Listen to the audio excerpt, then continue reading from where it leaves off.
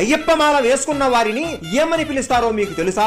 మొదటిసారి అయ్యప్ప మాల వేసుకున్న వారిని కన్యస్వామి అని అంటారు. రెండవసారి వేసుకుంటే కత్తిస్వామి, మూడవసారి వేసుకుంటే ఘంటస్వామి, నాలుగవసారి వేసుకుంటే గదాస్వామి అని అంటారు. ఇంతవరకు అందరికీ తెలుసు. కానీ ఈ తరువాత మాల వేసుకున్న వారిని ఏమంటారో చాలా మందికి తెలియకపోవచ్చు. చెప్తాను వినండి. 5వసారి మాల వేసుకుంటే విల్లుస్వామి, 6వసారి వేసుకుంటే జ్యోతిస్వామి, 7వసారి వేసుకుంటే సూర్యస్వామి, 8వసారి వేసుకుంటే చంద్రస్వామి, 9వసారి వేసుకుంటే వేలుస్వామి, 10వసారి వేసుకుంటే విష్ణు చక్ర స్వామి, 11వసారి వేసుకుంటే శంఖాధార స్వామి, 12వసారి వేసుకుంటే నాగభరణి స్వామి, 13వసారి వేసుకుంటే శ్రీహరి స్వామి, 14వసారి వేసుకుంటే పద్మస్వామి, 15వసారి వేసుకుంటే త్రిశూల స్వామి, 16వసారి వేసుకుంటే శ్రీ సబరి గతి స్వామి, 17వసారి వేసుకుంటే ఓంకార స్వామి, 18వసారి వేసుకుంటే నారికేల స్వామి. ఆ తర్వాత ఎన్నిసార్లు వేసుకున్నా గురుస్వామి అని పిలుస్తారు. మీరు మాల వేశారా? మిమ్మల్ని ఏమని పిలవాలో కామెంట్ చేయండి.